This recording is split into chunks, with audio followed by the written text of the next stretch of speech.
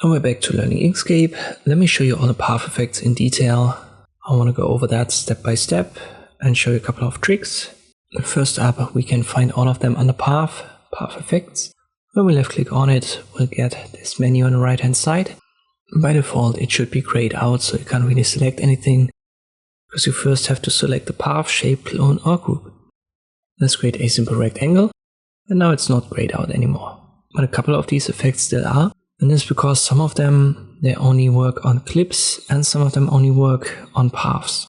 Don't let that confuse you. We're going to go over that in detail as I've said in this video. The difference here is that a rectangle can be used on many effects even though it's not technically a path. It's detected as such, you could say. For example, here the Spiro Spline and the B-Spline, they're still grayed out, and also the Stitch Sub-Path. But if we select this, so a rectangle, you can see that at the bottom, it's a rectangle. But if we now go to path and use object to path, as long as our rectangle is selected, this will turn it into a path. And now if we go back to a path effect, they are still too grayed out. As I've said, these are the ones for clips or masking. But the Spiro Spline, B-Spline, Stitch Sub-Path is not grayed out anymore. And that's an important thing to keep in mind whenever you work with these path effects. Sometimes they work directly on your element, whatever you've got there. But sometimes you first have to go to path and turn it into a path using object to path and stroke to path. In our case, object to path was totally fine to turn this rectangle into a path. And now we can basically apply all of them except for two. In these special cases, I will talk about what's needed here to use power clip and power mask. Whenever you're in doubt, just select your element and then watch the bottom line. It says what it is: rectangle, path, group, whatever. One more thing about text elements. When we create that, we have a text element, it's detected as such, and we can't really use the path effects. But we have now two more options. We can clone it or convert text to path. And the first one, convert, is just like using object to path. It is usually what you need.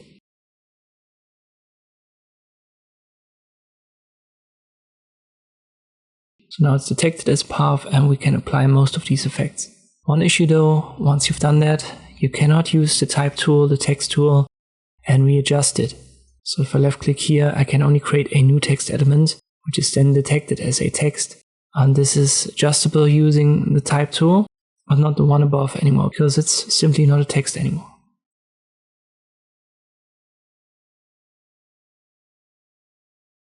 Let me show you the first effect, and this is the corners path effect. We'll use, let me start with a rectangle. We left click here on corners. I've only got the selection tool active, and if I switch to the nodes tool, you can see more adjustment options. And usually the nodes tool is what you need to adjust all of these path effects. And then we have a menu on the right hand side. Let me guide you through the most important adjustments here. You can left click drag and adjust that one by one. And you can see we can also left click here and hold shift on these triangles. And this gives us a menu for each of these nodes. And we not only have the distance and the chamfer subdivisions, but also 4 radio buttons: fillet, inverse fillet, chamfer, inverse chamfer. And it's the same as these big buttons here on the right hand side. And they are, next to radius, the most important adjustments. On radius you can adjust the units, and method doesn't have a huge impact. Unit obviously does, as it adjusts the unit for the radius. But let's get back to these big 4 buttons. The fillet is the default, inverse fillet, inverse is it, then chamfer, which is more like a bevel, and inverse chamfer. If the inverse chamfer doesn't work, it's because of the steps right here. You need to have at least 2, and this adds kind of like a node in between the bevel. And now this works, this is the chamfer, and this is actually the inverse. But when you only have it set to 1, there is no difference. That's something to know.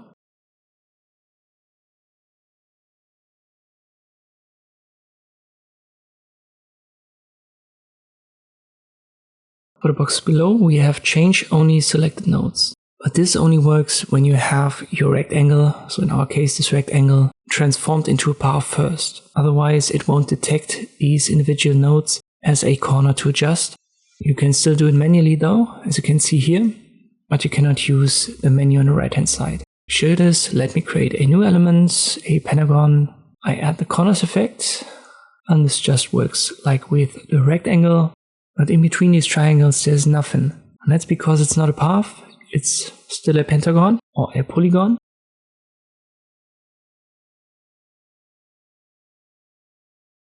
But if we go to path object to path first, and now we apply that, you can already see we've got more of these diamond icons. And if I add a radius, we now have them in between our triangles. And I've got change only selected nodes checked, and therefore I can adjust all of these nodes one by one without the other ones being affected. And I can also give them different modes here for fillet, inverse, chamfer, and inverse chamfer. So when you want to apply different appearances with these 4 boxes, you need to first turn it into a path, or otherwise it won't work.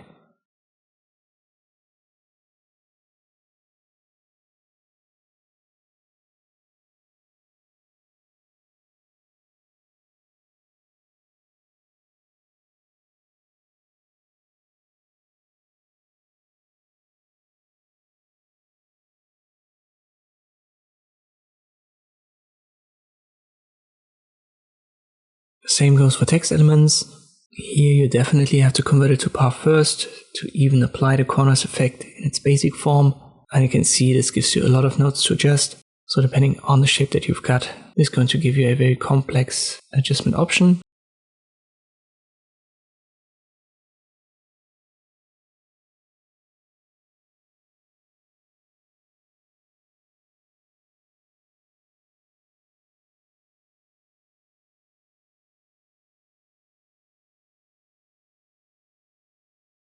Just a simple example here to practice a little bit. Let us create 3 rectangles. We go to object to path on the path, and now we apply 3 different designs. First up, radius of 50, chamfer steps 2, but we want to use inverse chamfer.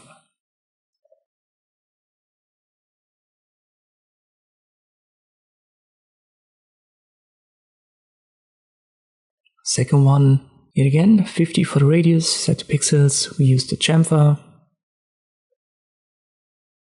but we keep it only to 1 step.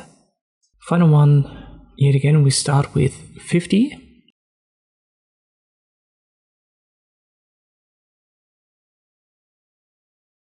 We use the nodes tool. We select them one by one, and I have to set it to change only selected nodes. We give the first one on the left the fillet, and now we give each corner a different appearance. Try to recreate it to get some practice using this path effect, and then we continue with the next one. Next one is the knot effect. It's for lines that cross each other. For example here, let me give that a stroke no fill.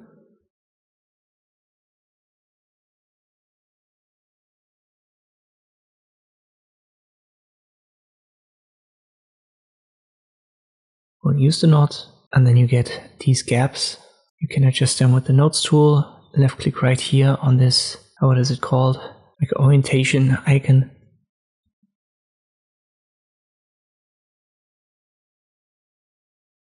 And let me make that a bit bigger using gap length.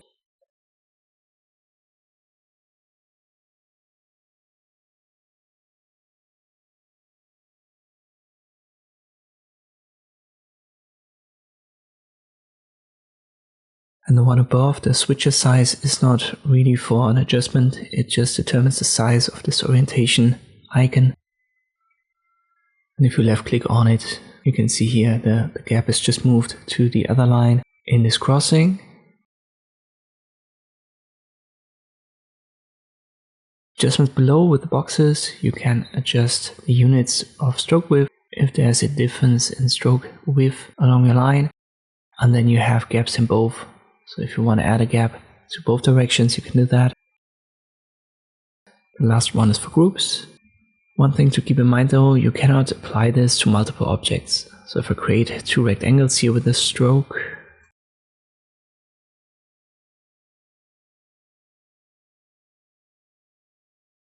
and I try to add it doesn't work, you have to first go to path and then combine. And now you can apply it, and it works the same way as with our line.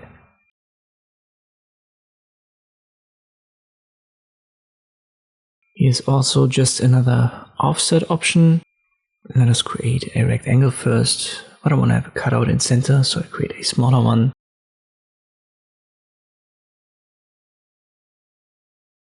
So they both use path difference. When I now apply this offset, you can do that manually or directly here using the offset number. Let me do that manually first, and you can see it expands in both directions. An offset is then for how far you want to have it. Above is the unit. The live update, you can see that here it's more dynamic when you have it checked. And you can see how it adjusts a little bit better. The other adjustments are for join and miter. Let me show you this on a different shape, something with sharp corners.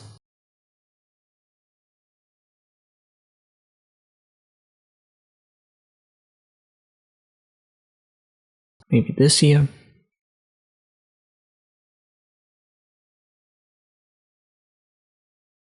I use the nodes tool to find the offset. Let me make that bigger. It should be this node.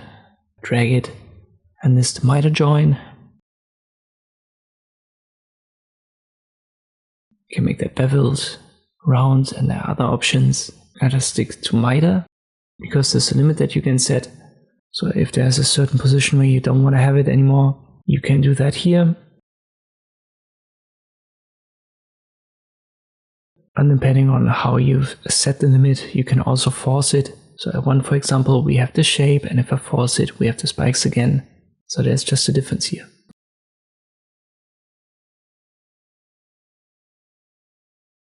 We can also apply that to text. Just have to go to path and object to path first. Now we can edit.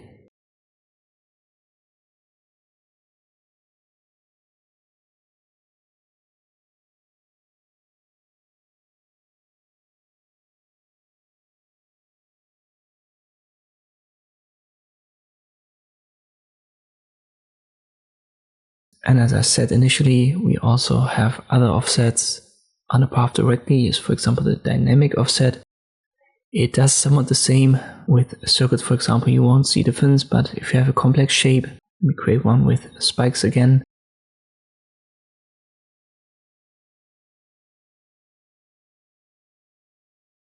I'll copy this, use a Ctrl D, and now apply the dynamic offset here at the bottom.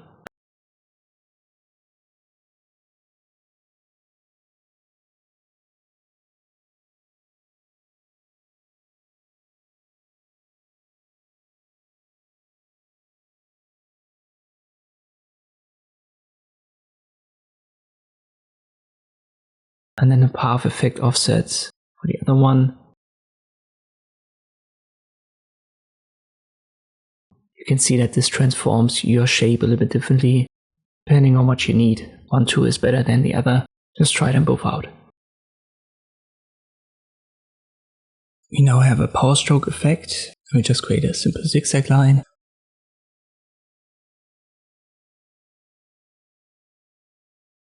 We add it, and then the multiplier is basically the intensity, the width. When you activate the nodes tool, you will see additional icons. They look like your nodes, but these are actually icons that let you adjust the width per segment. So you can make that thin at start and end and thick in the middle. And this is what makes this power stroke way superior to the taper stroke that I'm going to show you later on. We've got smoothing types right here, and you can adjust the smoothness. 0 is the lowest, 1 the highest. It's going to change the appearance a little bit, but the biggest impact is the width multiplier as it is the width.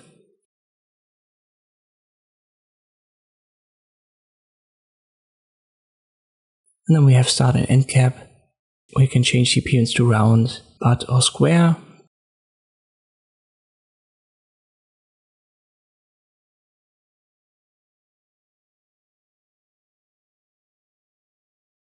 And yet again we have the join. We can make it beveled, round, miter. And we have a limit. So at 1, none of them have the miter. But at around, what is it? 1.7. You have 2 of them, and the third one doesn't have it. So you can fine tune that a little bit. These are the most important features of this tool. As I've said, I think it's way better than the taper stroke effect. And it also works obviously on rounded paths like this.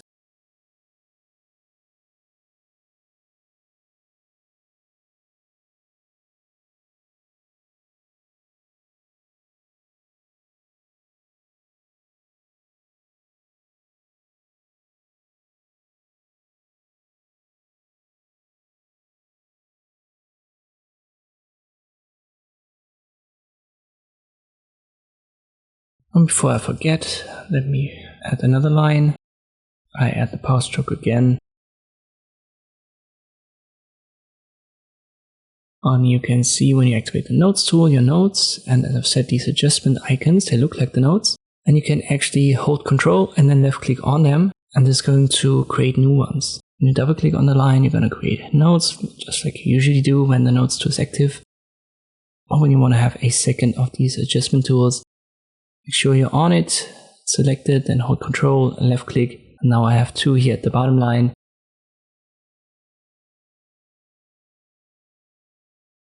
And at the top line, we have a node and an adjustment tool.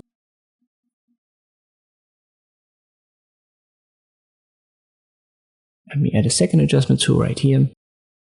It's a little bit tricky at first because they have the same appearance. So the nodes and these adjustment icons. But just try it out. And let me give you a second path here. We do it again. So we have 4 nodes.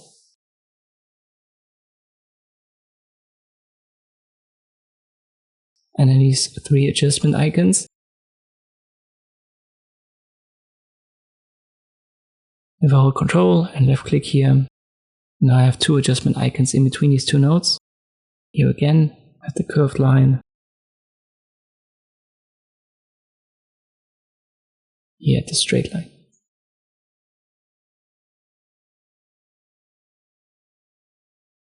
The next path effect, I don't like to use it.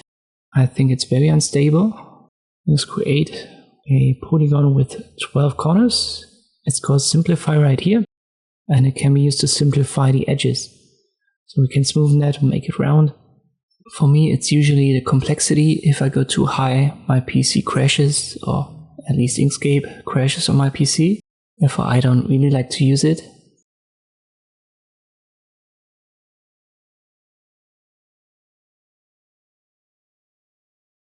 What I would recommend is trying out the tweak tool first. So let me create this shape yet again with the unsmoothed sides. Like this.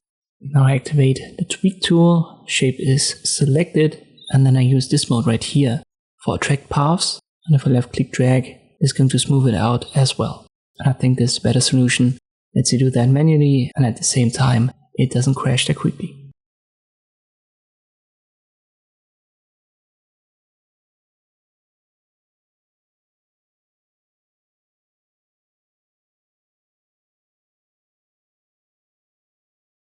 I've already mentioned it, we have the taper stroke, but I like to use the power stroke.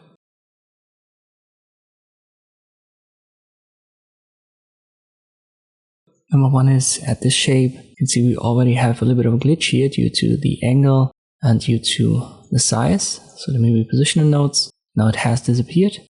You can still reposition these adjustments, but you cannot create new ones. So you cannot hold Control and then left click to have an additional one active. So this doesn't really allow you to individually size it up. So for example, segment by segment, like we did previously with the power stroke. It only allows you to reposition the start point and the end point. So this is in simple terms the offset.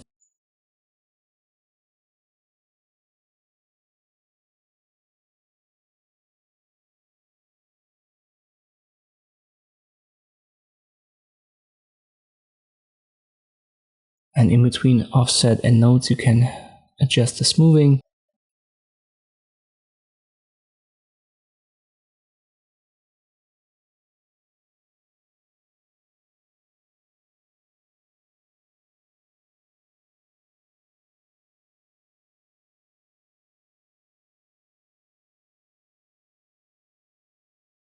Then again, we have a join type, and for start and end direction, you have center, left, right, and you have this clamp, so where you can reposition the segment to the start of the offset.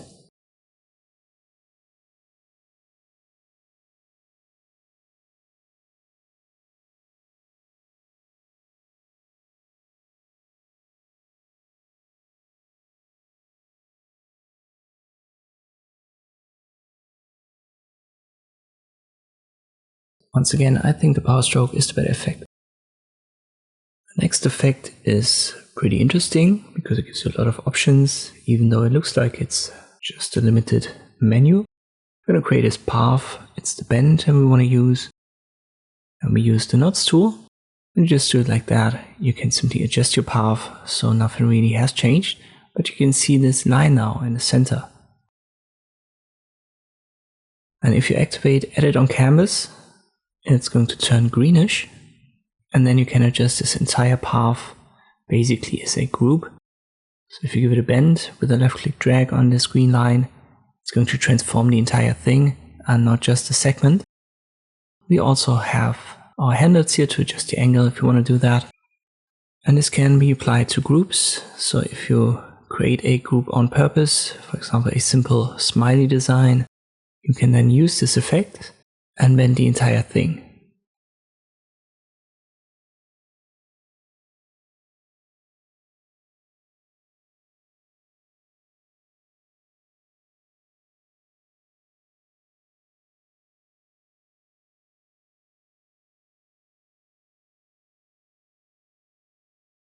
Just make sure that you select all elements beforehand and then use Object Group or Ctrl G to group it. And now we use Edit on Canvas and you can transform, as you can see, everything at once.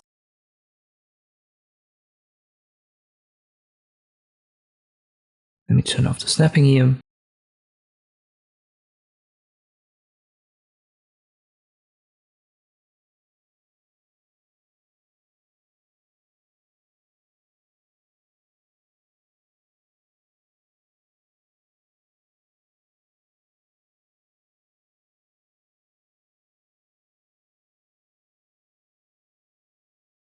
But that's not the only interesting feature of this effect. Let me create a couple of lines here, a curved line, a zigzag line, a straight line.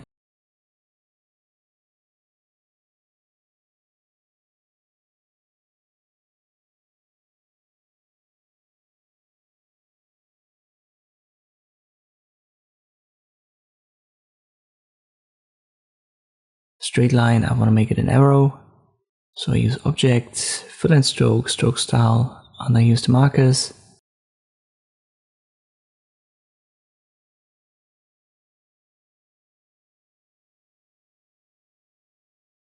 What I'm now going to do is to select one of these top lines, so zigzag or curved, and then right click and copy or Ctrl C.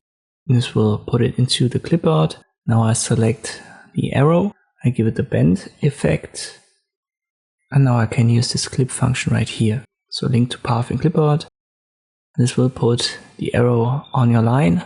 For some angles the marker doesn't really work anymore. You can see that here. Let me use the zigzag line. And here it perfectly works, perfectly aligned. So there's still a little bit of a glitch here and there, but still an interesting effect. Let's talk about the deformation effects that are inbuilt. Let me use a star here, just the default.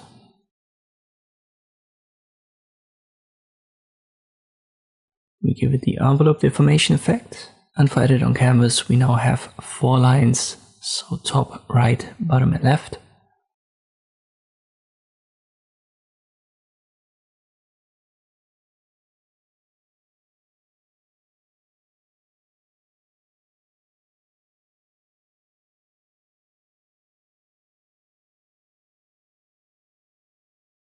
And we can disable top, bottom or left, right dimension.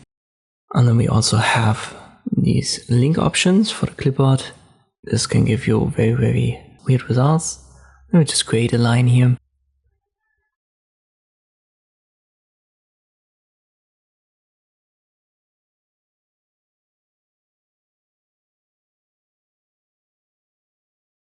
Right click, copy or Ctrl C, so that it's in the clipboard. Then select your star and then use the clip functions right here. It tries to put it on the line, which is going to deform it in weird ways. One use case for this effect would be on text. Just make sure to convert it first.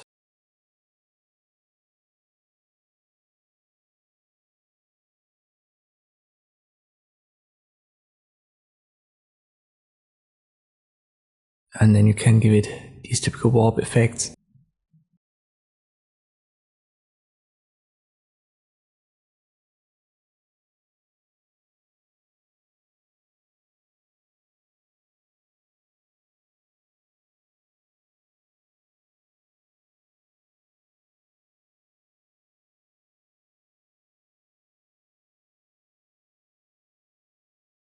It's not the best though for more complex shapes.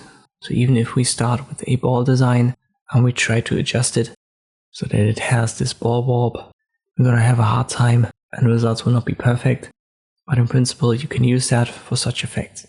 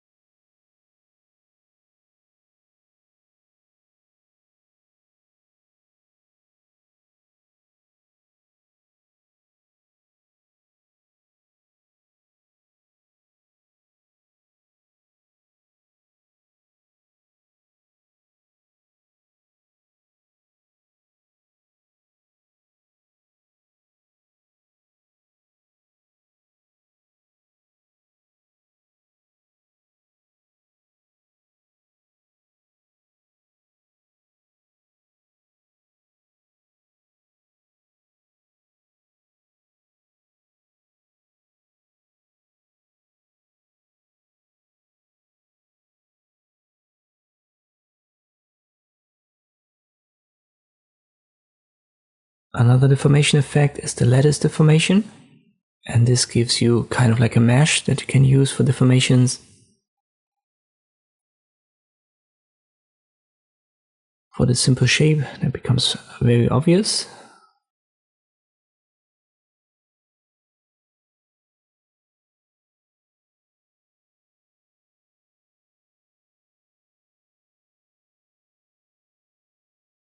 Let us try again to create a ball text.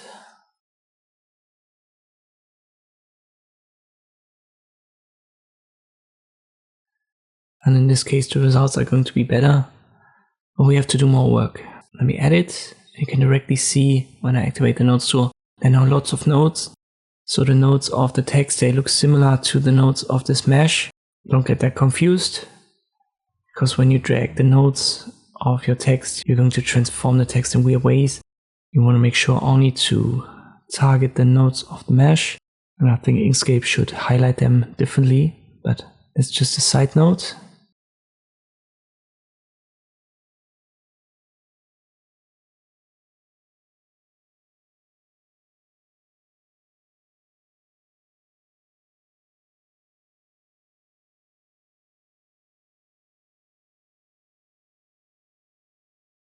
And you can see I can get closer to this ball shape, even though the results are not going to be perfect. But if you put in the work, you're going to get way better results than with the envelope deformation. We have a pattern along path effect. Let me, for example, create a circle and then a path.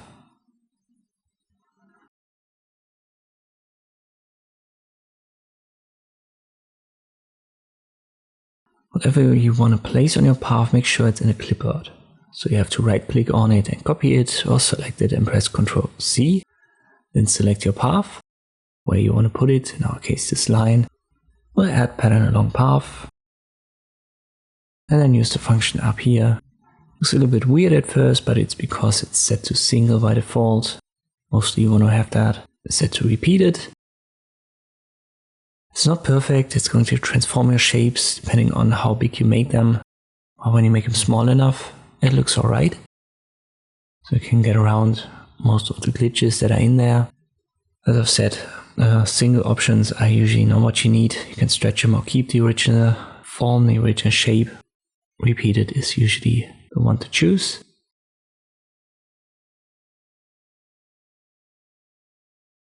You can adjust the width still. And then spacing, which creates gaps in between these circles.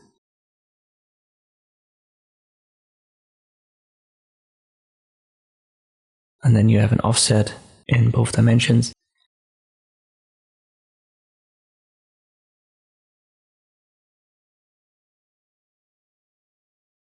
It's not perfect though. A lot of times you're gonna get glitches. You can already see that here at the bottom. So it's sometimes hard to get around all of the potential glitches, but it's going to transform your shapes according to the path that you use. Let me show this on a different one. Maybe a star. I go to path, object to path.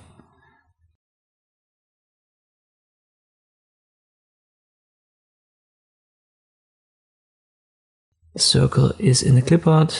I select the star, add the pattern, and I want to have it set to repeated. And here you can see that yet again, even if I make that smaller, it's going to kind of crush, kind of destroy a couple of these circles, especially where we have our joints. So it's not a perfect tool, but still you can try it out and hope for the best. And in some cases, it gives you good results. We have another envelope, another perspective deformation. And this one's basically a dimensional transformation, so it's going to keep the other dimensions intact.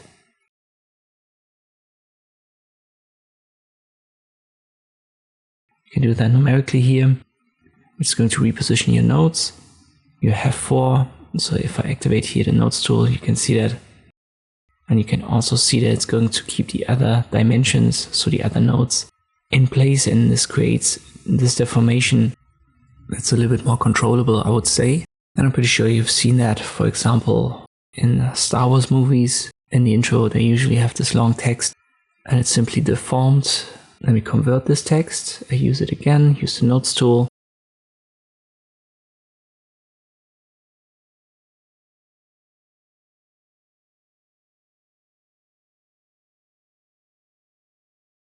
And now I just make it a little bit smaller on top. And it's going to create this perspective transformation where it looks like it's going to vanish. And this would be the tool to recreate that effect.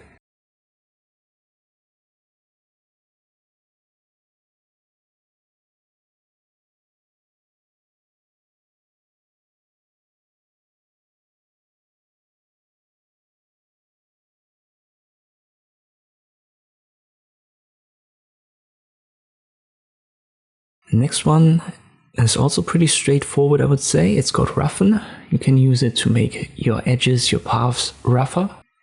So it's simply going to randomize it, and it's going to give you these wiggle lines. Looks a little bit more complex, but it's pretty easy to use. You simply adjust the first 3 values, which is the intensity, and you can do that in 3 different ways. As long as you've got apply displacement at the bottom checked, you're going to see that in real time.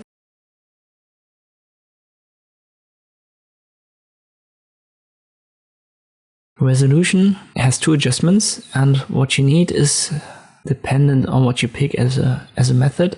So if you pick segment size, you have to adjust it via segment size, and number of segments doesn't play a role anymore, and vice versa. If you pick a number of segments as a method, the segment size doesn't do anything anymore.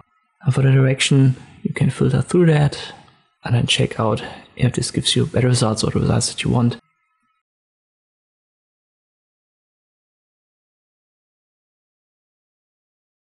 And the other boxes, you can fixate the displacement, and then for spray tool friendly, it is for the spray tool, which is in the toolbox. So if you want to use that afterwards, it's a good idea to check this box. And by the way, if you've never used it, check out my Inkscape playlist. I've made videos about the spray tool. But let's get back to this path effect. And we want to use it on the text because it can give you a nice looking result. You kind of like randomly glitch your text, and it's going to look like this.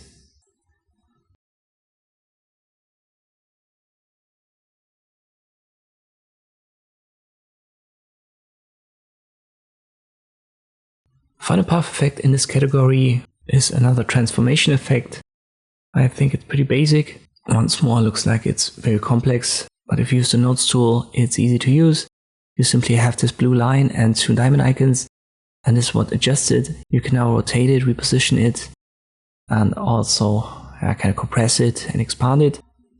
The 6 options below, you can unlock the length, and then you can only rotate it, reposition it, and you can lock the angle.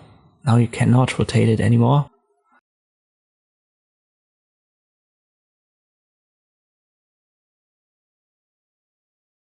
Then you can flip it vertically and horizontally.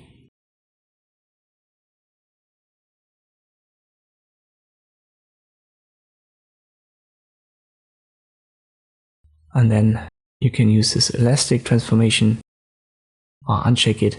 And then, as I've said, use the stretch to compress or to expand, and the offset is then for repositioning. Helper size is only for rotation.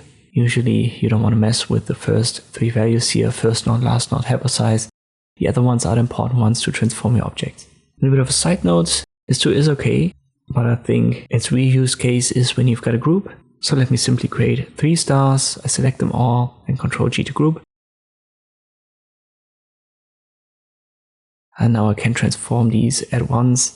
And this, I think, kind of like, I don't want to say the only use case for this path effect, but it makes more sense to use it on groups, because most of the stuff that this path effect does, you can do easily with irregular transform options and a basic selection tool.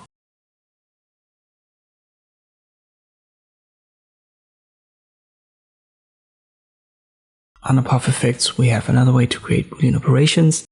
I think the tool is a little bit glitchy. Let me copy the circle, I select the star, and I try to add the Boolean operations by using link to item.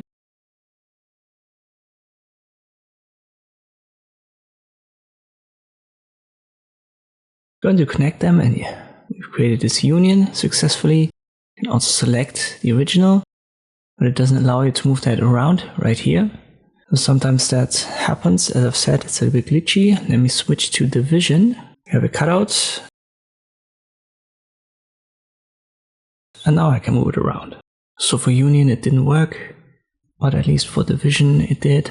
And then I can union it in this new position. Here and there it's not bad, as you can see it directly happening in real time as you do it. So here would be intersection, and then there's this symmetric difference.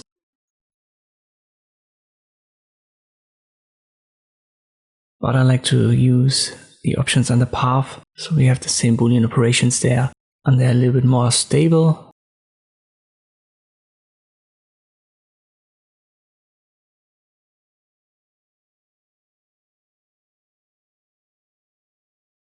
Let me show another limitation of this path effect.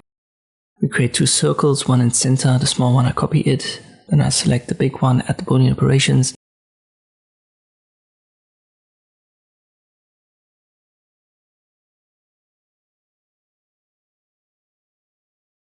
Use link to item, and now the center one vanishes. But if I drag it out of there, out of the center, we can see it again. So you can create divisions, but only on the outside, not on the center here. It's another glitch that seems to be inbuilt. And this is why I just like to use the top functions here. So for the top functions, I simply select both elements, go to path, use union or difference, intersection, and all of the stuff that's available here. Whenever I don't like it, I just press Ctrl Z and I reposition and do it again.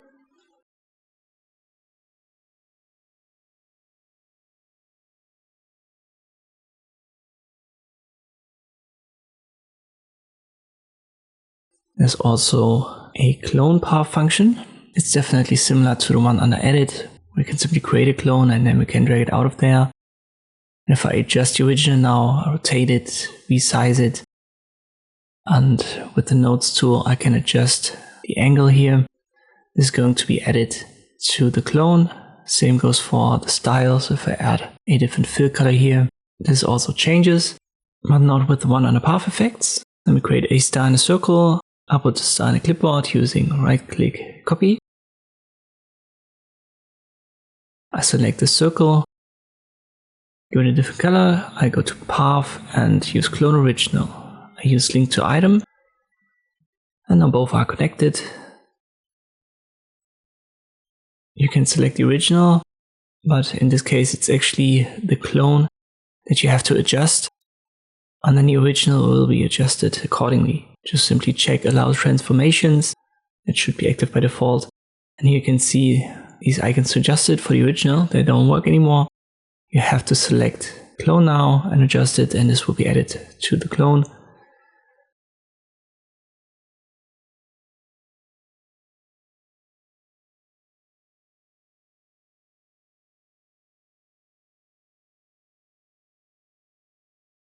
And as I've said, the big difference here is that if you change the color now, this is not linked anymore. So with the clone above it is, and with the one below it isn't.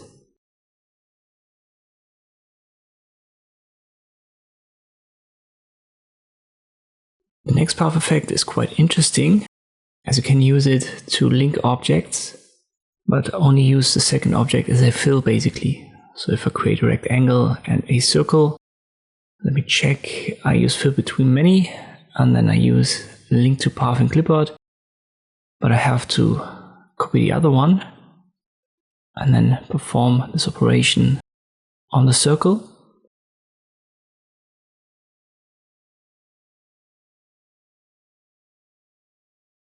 And there you go.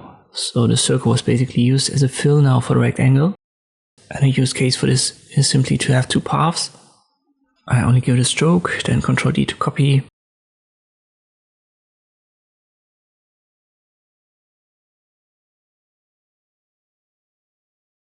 I create a circle with a fill. Then I select both of these paths. So I hold Shift, left click on them, right click, copy. I select the circle, fill between many, and I use the link function. So it can easily give you a fill, for example, for graphs. It certainly comes in handy in illustrations. As far as I know, it simply tries to connect the outer nodes. So depending on the angle that you've got, it's going to create these overlap shapes. Keep that in mind. So when you work with very extreme angles, usually it is not going to give the results that you need.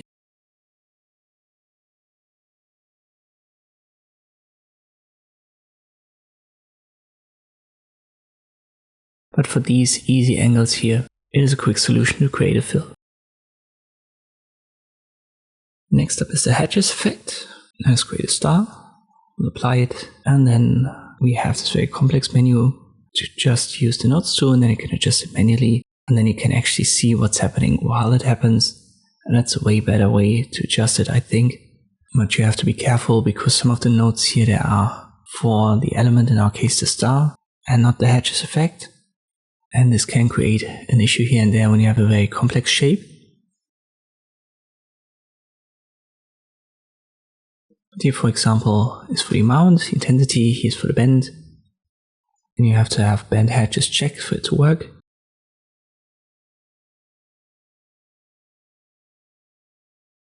The one here below, this is actually a star node, so I can adjust the shape and not the hedges anymore.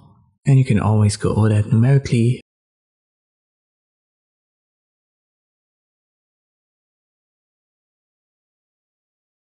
Once you've gone over it, this menu is not that intimidating anymore. Lots of options for randomization, and then the options for smoothness, which makes them a little bit, or you could say, curvier.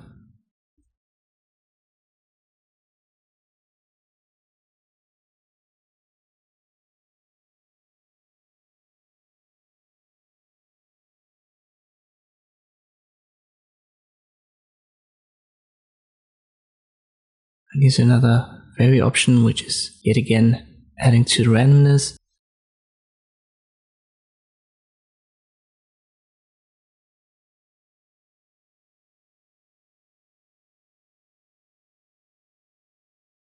Let me show you what I mean with the nodes. So I create a text now, and this by default has way more nodes.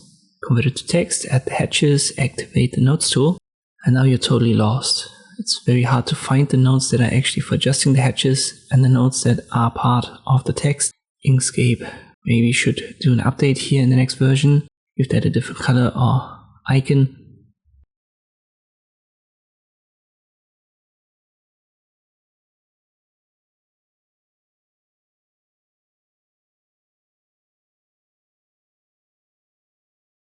When that happens to you, I would recommend that you just use the eye icon right here. This is going to make it invisible, and you're only going to see the nodes of the text, and then you're going to make it visible again. And then just watch what nodes will be added. For example, these down here, these were the wrong ones because they belong to the text. But this node, for example, this is part of the hedges effect, and the other one that I'm dragging with it also. Now I could finally find the right one. So use this eye icon to blend it in and out and then see what changes. That way you can find it a little bit easier. But still, for text and complex shapes, that's not the best solution as it looks so similar.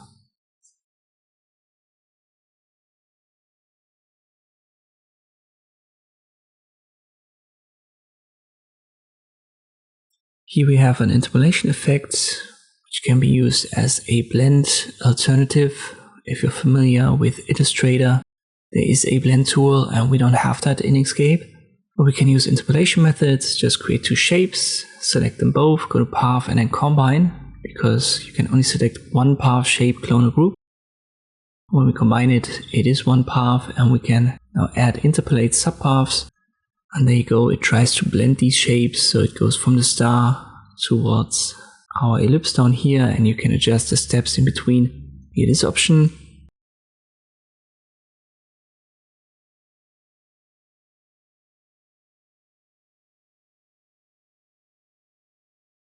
For the trajectory, right here, edit on canvas is interesting because here you can adjust the path, and that's where this box comes into play for equidistant spacing.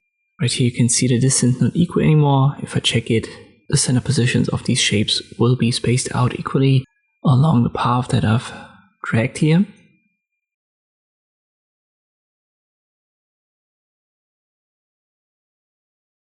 If you want to use it, you first have to select it and go to Path, Object to Path, and then Path and break apart. And now each of these shapes are an individual element that you can adjust.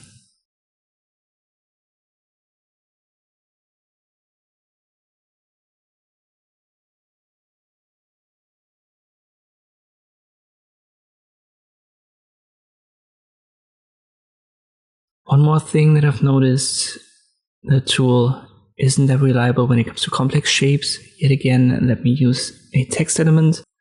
I want to interpolate that now.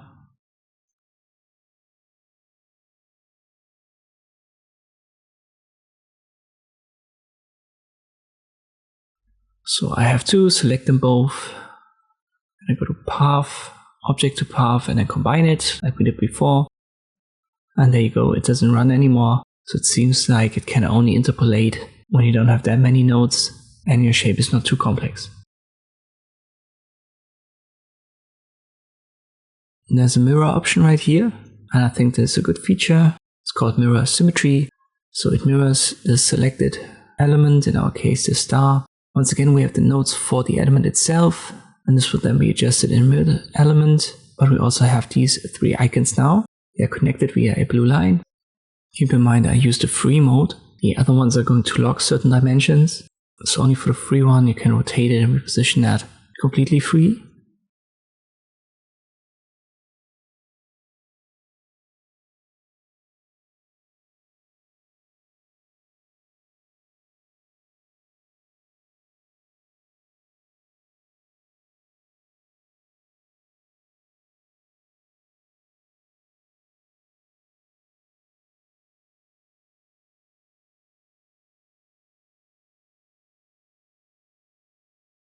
Fuse path is interesting because when I drag it over there without fuse path, it's going to create a cutout. With fuse path, we have a union effect here, which connects the shapes.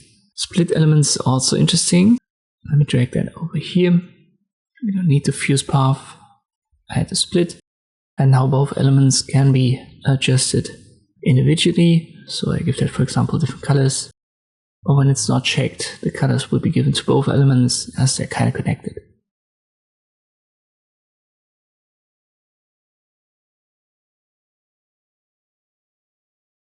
We also have a link style function, so if you want the style to be linked at all times, just check it.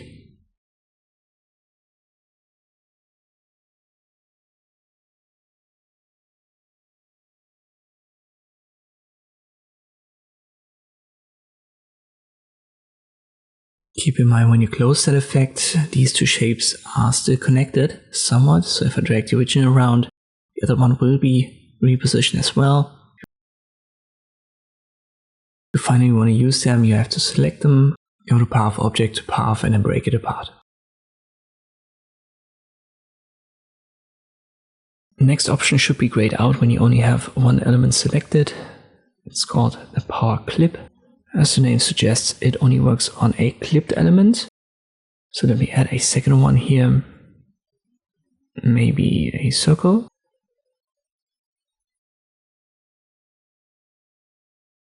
I have to re-enable the snapping. And now I want to go to center and then drag it like this. I simply hold Control here and Shift. Then select both, right click, set clip. Now it's not grayed out anymore. Functions are pretty limited. You can inverse your clip, which is checked here by default. You can hide it, and then you can flatten it. Let me copy this, Control D, and I can show you what flattening means. Inverse and hiding, I think, is pretty obvious. First one, I want to flatten. The second one, I'm going to keep inverse, but I'm not going to flatten it.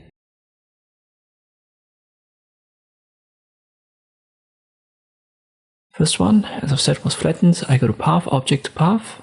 Second one wasn't flattened. Again, Path, Object to Path. Activate the nodes to now. The flattened one has these shapes now, and the unflattened one is still connected, so it still has this inner shape that was clipped, and that's simply the difference between the two. Next option is also grayed out when you only have one element. This is for masking, therefore it's called Power Mask. Kinda does the same as the Power Clip, but not for clip, but for mask. Let me add a gradient here to the star.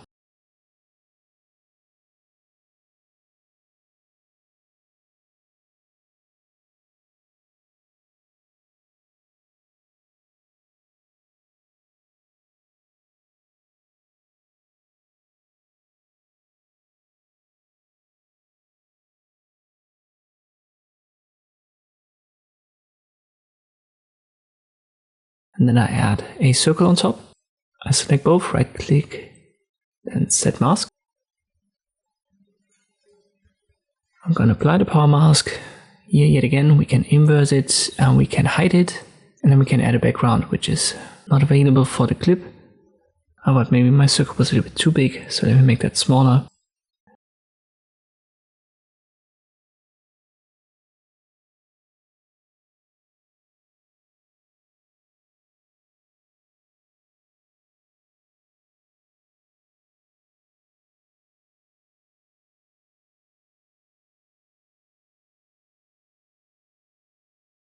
I mask it again.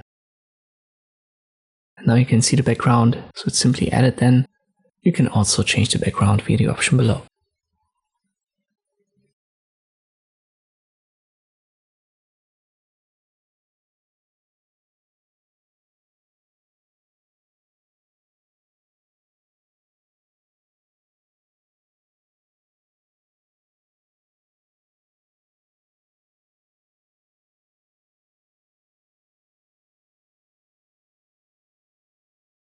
We also have a rotate function for copies as a path effect. If it looks a bit convoluted, don't worry, just activate the nodes tool and then you can adjust it here. Number of copies determines how many you've got, and depending on how many you've got, you also get a rotation angle automatically. So for 6 copies we have 60 degrees, for 12 therefore 30. We have the starting angle right here.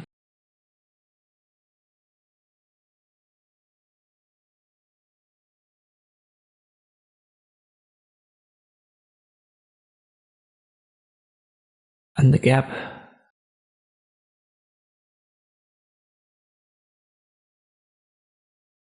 Let me show that later on. Here's the origin for X and Y position, which is the center point.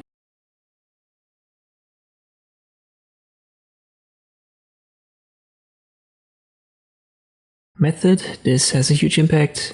Default is normal, and here's a kaleidoscope, which creates cutouts. And we also have a fuse path, just trying to connect them.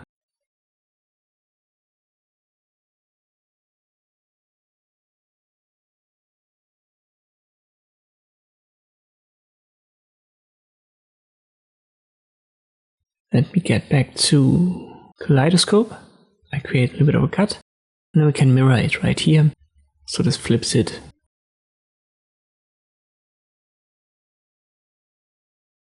And then we have a distribute evenly function. And now let me show the gap. If I make this bigger, it's simply going to increase the distance from the origin point to center point towards the copies. It's going to push them a little bit outwards.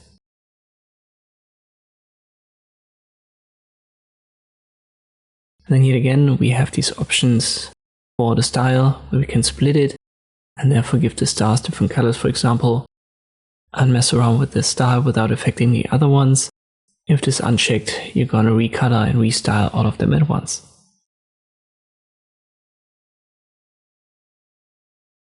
If you want to use them, keep in mind that they are still connected, so if you drag the original around, all of them will be dragged around accordingly.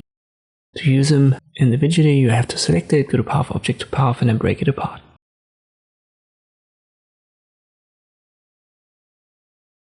Next up is the sketch effect. Let me go to a default star here. You want to apply it to a shape that doesn't have a fill, because with a fill it looks a little bit weird. But you definitely want to give it a stroke. Let me make that black. Most important here are the strokes, the first option. And you can adjust the position and the length of these strokes, but add extra lines is the other important adjustment, because this gets rid or adds these extra lines that aren't really ending where our shape ends. For the most part, you want to keep that to 0. And the rest just changes the appearance a little bit.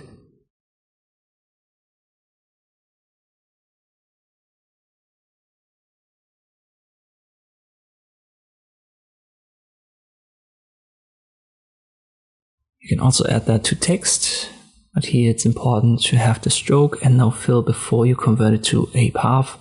So make sure this doesn't have a fill but a stroke, then use convert text to paths right here. Then add your sketch effect. As I've said, add extra lines. I've set it to 0, increase the strokes, and you're good to go. If you want to recolor it afterwards, no problem, but make sure you're still dealing with the stroke. So don't add it to the fill, add your color to the stroke.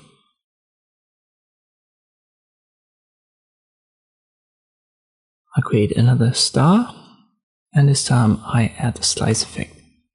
You can slice it vertically, you can slice it vertically or horizontally, and then the adjustments below are for the position of start and end point. On the left is actually the end point here, and the start point is on the right. And wherever you put your line, this is going to slice your star, or whatever shape you've got, into 2 halves.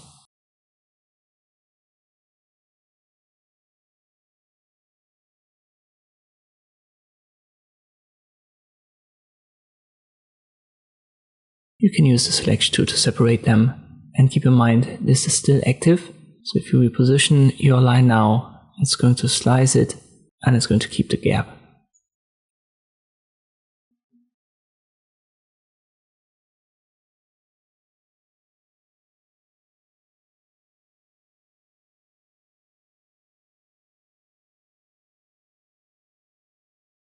If you want to slice an object multiple times, this is also possible. You don't even have to select one of these and go to Object to Path on the path. You can simply add the slice effect a second time. So this works with a path. So let me do that. Path, Object to Path.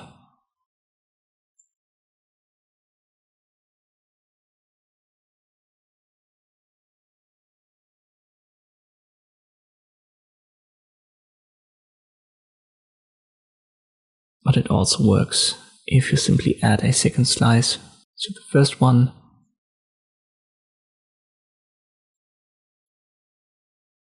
And then you can slice it again.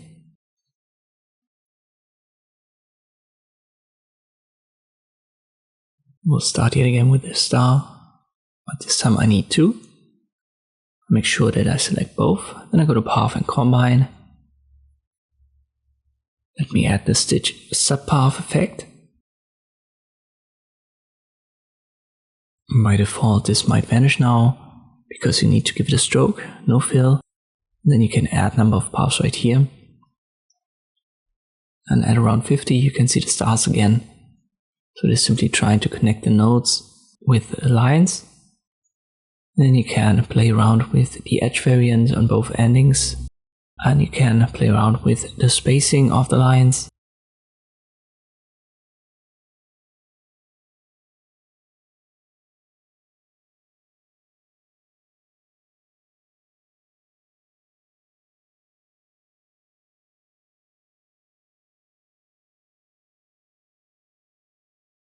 One more interesting feature is below, which is called the stitch path. If I create a fantasy shape and I right click and copy it,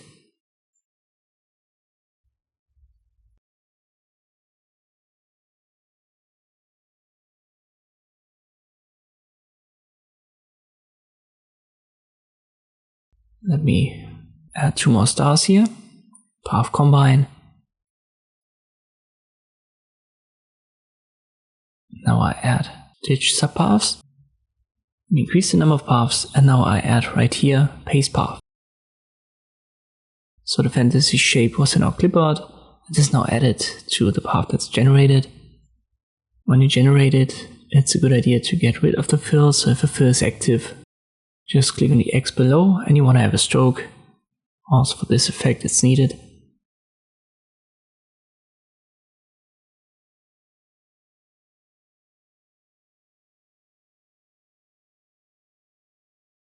It doesn't really matter. Let me copy this one. I add it again. We still have a fill, so when this is stored as a default, you have to click on the X down here to get rid of it.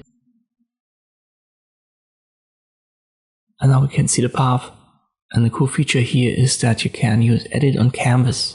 And this will actually allow you to adjust the path, and this will in real time adjust the result.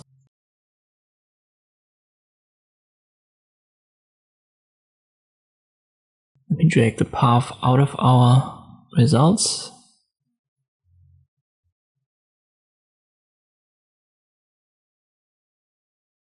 And you can see that right here.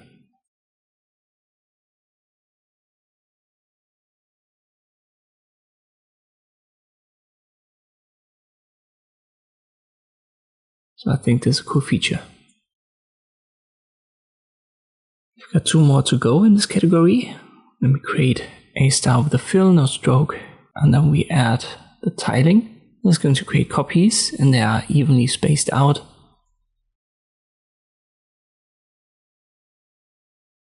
You can use the nodes tool and then have these diamonds which determine the gap between your lines and rows.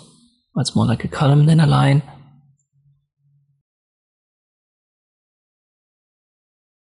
And you can still adjust your shape.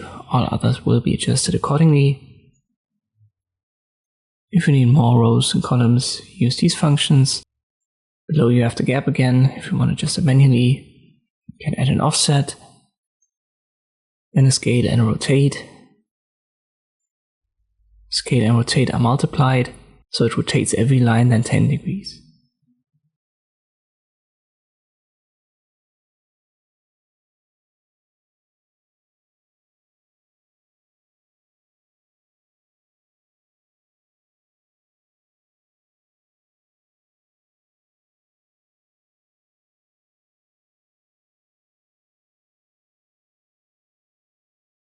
For the other features, let me create a different shape. It needs to be asymmetrical, so maybe like a triangle here.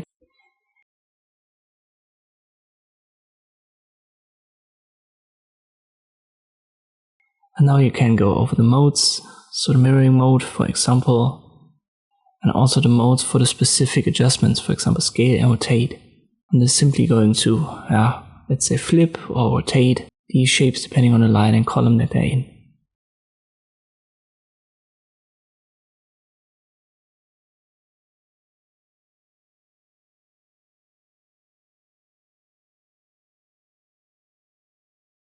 Finally, here we see the split elements and link styles again, if you want to give that a different color.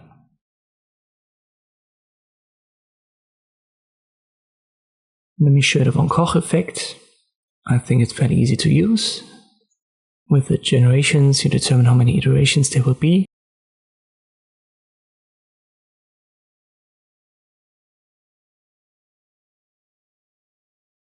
Depending on where you go, it's going to be too high for the complexity, so you have to crank it up. For example, for 7 here, that's too high.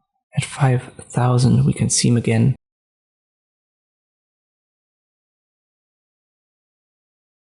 But 2,000 is not enough. 3,000 is enough. If we go to 8, we have to go higher again. Let me go to 10,000. So simply adjust it if you don't see a generation. Edit on canvas here is important. You can do that for the reference segment, which is your first shape.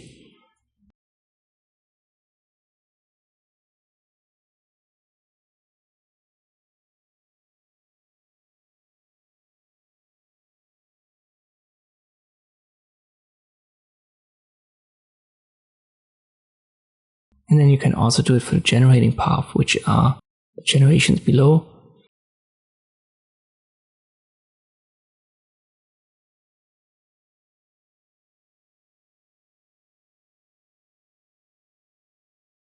And if you want to adjust it afterwards, just make sure to turn it under path, object to path into path, and then use break apart.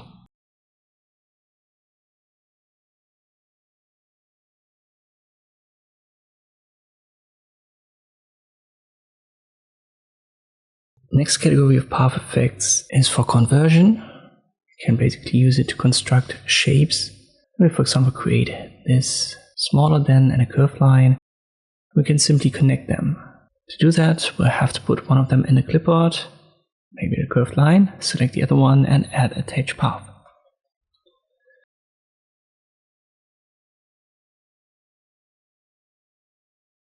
Now we just connect them via start path here and end path. Start path is what you've drawn first, end path what you've drawn last. So in my lesser than sign, the top node was drawn first, therefore it's the start path. One at the bottom is the end path. With the nodes tool, you can reposition these connectors, so these connecting points. You cannot just change the position right here. You can also change the angle and the distance.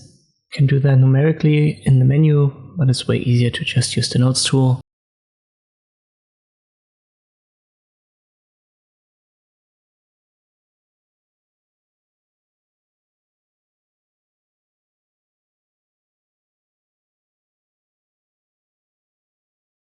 Again, it plays a role how you draw your shapes. So here I start at the top with this lesser sign. And at the bottom, I start from the bottom and go upwards. So this inverses now start and end point. And that's something to keep in mind.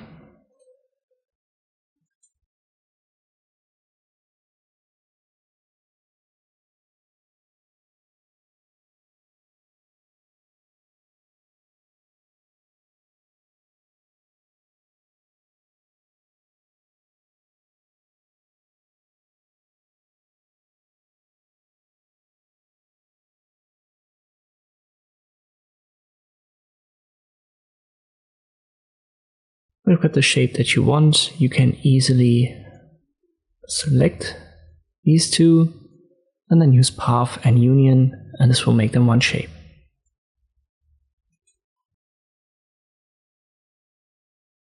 There's a bounding box option, and to be honest, I've never used that. I can't really think of many use cases. But let us create an ellipse, only an outline. We want to put the other one into a clipboard using copy, and then select the ellipse with the outline, add bounding box,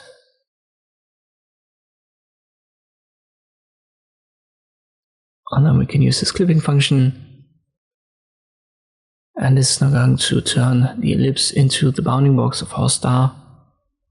So when you try to drag it out of there, it's still connected to the star. You can give it a background color, and then use the hierarchy options to put the star on top. As I've said, use cases are very limited, but maybe you'll find one, so check it out. We have a BSpline option yet again. We also have that here for the pen tool.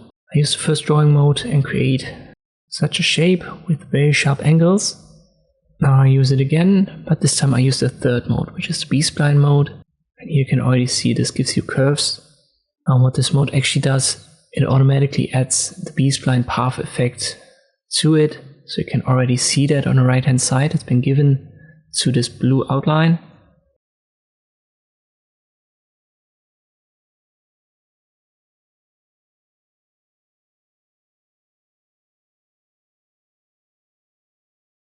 Well, let me show you this once more without the pen tool. I copy the red element with the sharp edges, and now what I do is I add this path effect called BSpline. And if we use the default weight, we're going to get the same shape as the blue shape we've drawn with the pen tool. And here you can now adjust the weight if you want that, make it smaller or bigger.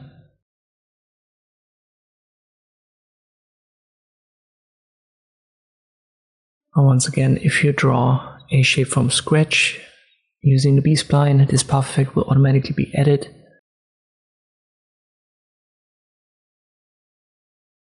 So if you open your path effects, you can adjust the weight, which is basically the intensity or the angle of your curves.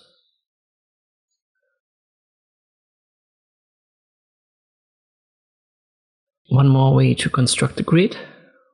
You can, for example, use a rectangle here, use construct grid under convert, and then we can adjust size X and size Y, which are simply the rows and columns.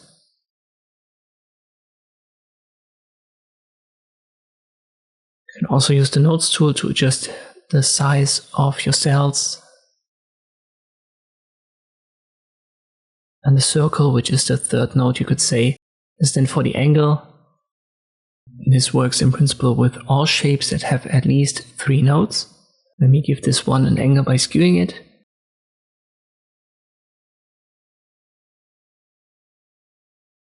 And now I'll construct a grid, and this grid will now have the skewed angle.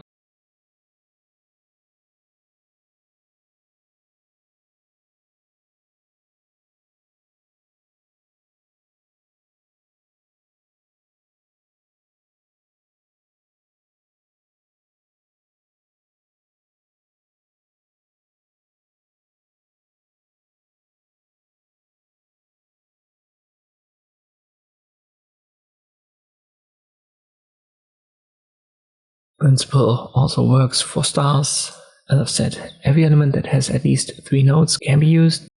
But if you only have, let's say, a line with 2 nodes, this is not going to work.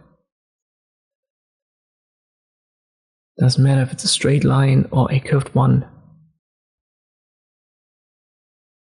If I add a third node, now it runs.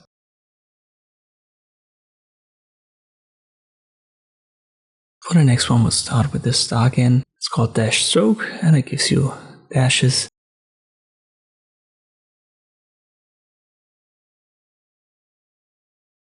You can adjust it via number, and the whole factor is for the distance. And let me go down with the number of dashes, and we can see that a bit more clearly. It goes from 0, which is the highest distance, to 0.99, which is the smallest. So I can simply adjust the gap.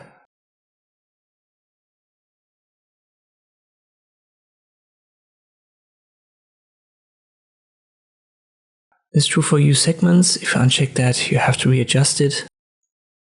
Half, start and end, you can see that at the corners of the star. So if I uncheck it, it's going to get a longer edge, a longer corner. If it's checked, it's going to cut it in half. And the equalize function, let me show you this with a new star.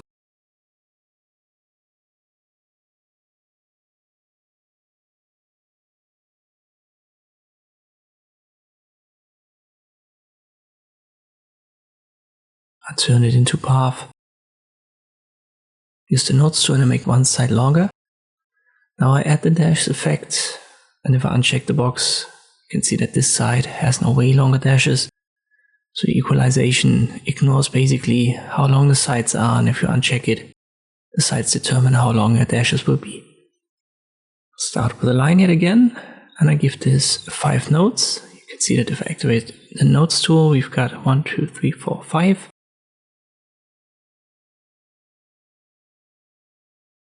I reposition the 5th one. And now we add ellipse by 5 points. I had to reposition it because you can see if I drag it towards the inside, the angle doesn't make sense for an ellipse. So then your ellipse will vanish. So you not only need to have 5 points, they also need to be sound, they also need to be logical when it comes to creating an ellipse.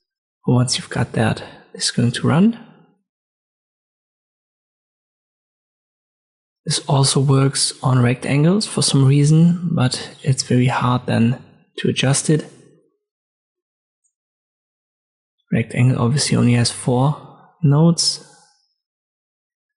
You can see that here it's very hard to adjust. So always try to have a shape that has 5 nodes.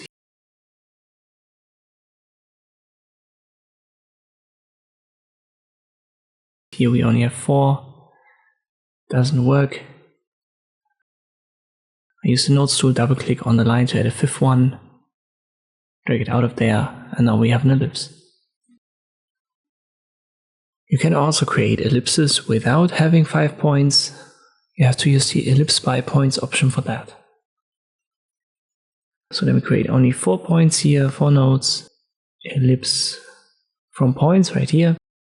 And if you hover over the method, it's going to show you how many nodes you need for which method. The method is then going to determine what your ellipse is going to look like. And some of these options will be grayed out depending on the method that you use. For example, here the auto ellipse doesn't have a perspective square and a perspective axis. And if I switch that to a different mode, other options will vanish. Pretty straightforward, I think, what the boxes do.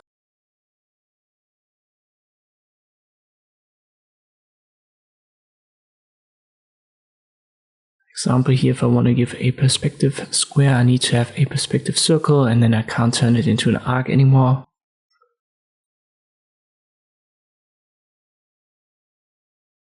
Below we have an axis rotation, which is simply going to rotate the axis of your ellipse.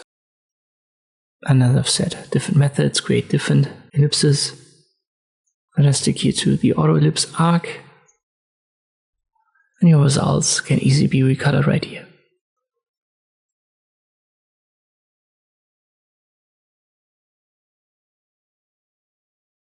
We have a gear function.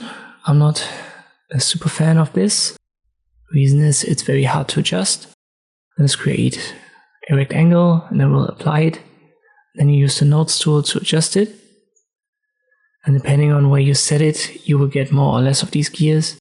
In one of my earlier videos, I mentioned that it will only create 3, but it can actually create way more depending on the angle. But it's super hard to then reposition them properly. So once again, it's not my favorite, but you can adjust the teeth.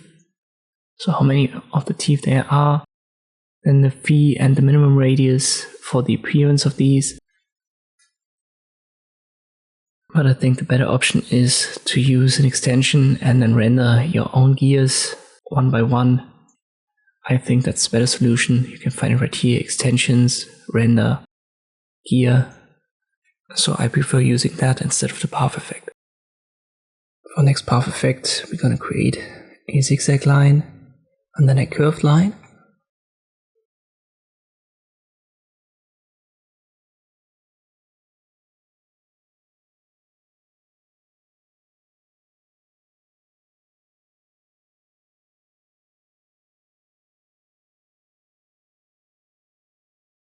And I will apply interpolate points, and depending on the type for the interpolation that you use, you're going to curve it or create a zigzag line out of it.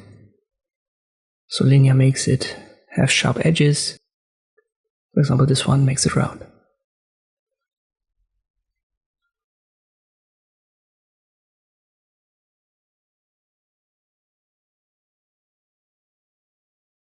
Let me select the curved line, I use linear, and this now makes it a zigzag line.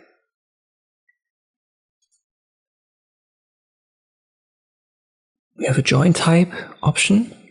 I personally like to use the one under Object, Fill and Stroke. So here you can adjust the join and the cap, but it only has 3 options. There are a couple of more options under Path Effects.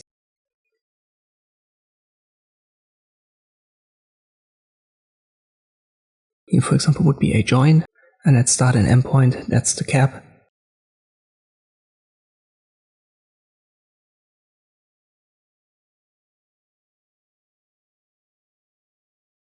Let us use the path effect, and you can see for cap we also now have a peak that doesn't exist in Object, Fill and Stroke.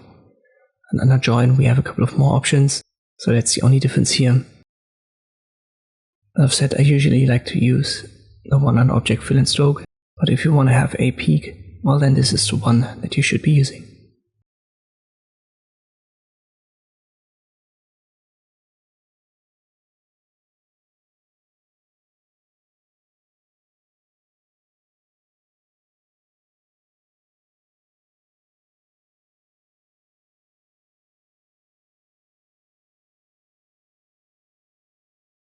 We can measure segments, but this is only for straight lines. We create a line here, we'll apply it. A couple of options to reposition that and to adjust the appearance. Most importantly is under font. You want to left click on it and there you can adjust the size. So you can make, let me make that to around 30. It's going to make it bigger then. I've set the rest just for the appearance.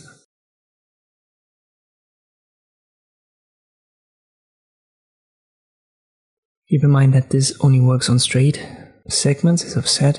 So if we create a curved line here, it's still going to measure it, but it's going to measure the distance between the two nodes and not the curve.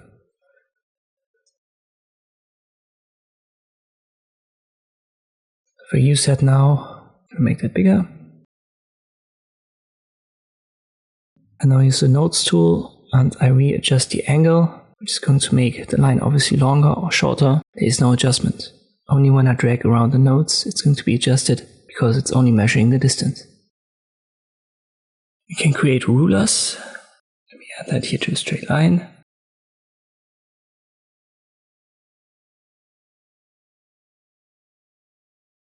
All of the adjustments here are for the appearance. Most importantly, certainly the unit and the mark distance. When it comes to the appearance, down below the mark direction, it determines where these markers will be put. So you can inverse it or place them in the center of the line. Border markers are for start and end point, but this basically only adjusts the end point when you don't have an offset.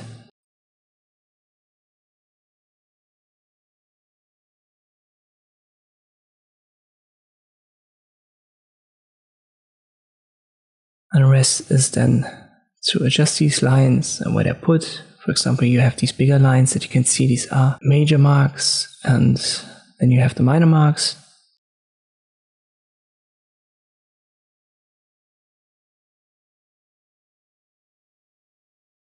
All of this works on closed shapes and complex shapes as well. So it doesn't have to be a straight line, it can be a star, and even a complex shape here with curved lines and such. So this can be added to any shape.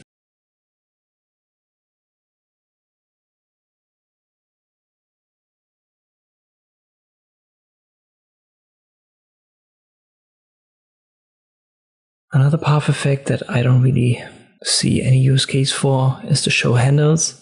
Maybe if you want to make YouTube videos about Inkscape, maybe if you want to make kind of like a user guide for Inkscape, that makes sense to add it. But all it does is to simply make your nodes with the handles visible, and you can adjust the appearance here. Most important is certainly the scale, that makes them bigger or smaller, and that's about it with this path effect.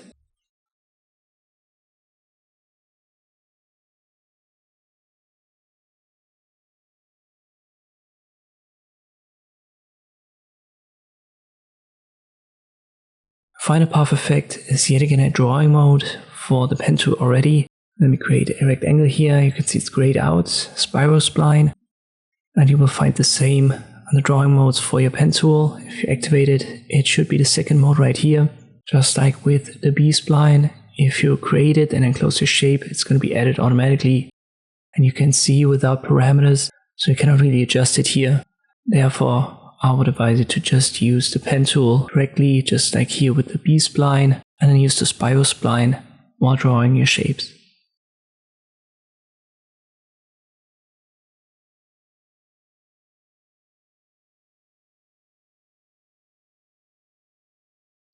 And that's all. We've covered the path effects in Inkscape. I hope this video was helpful. Thank you for watching, and I'll see you next time.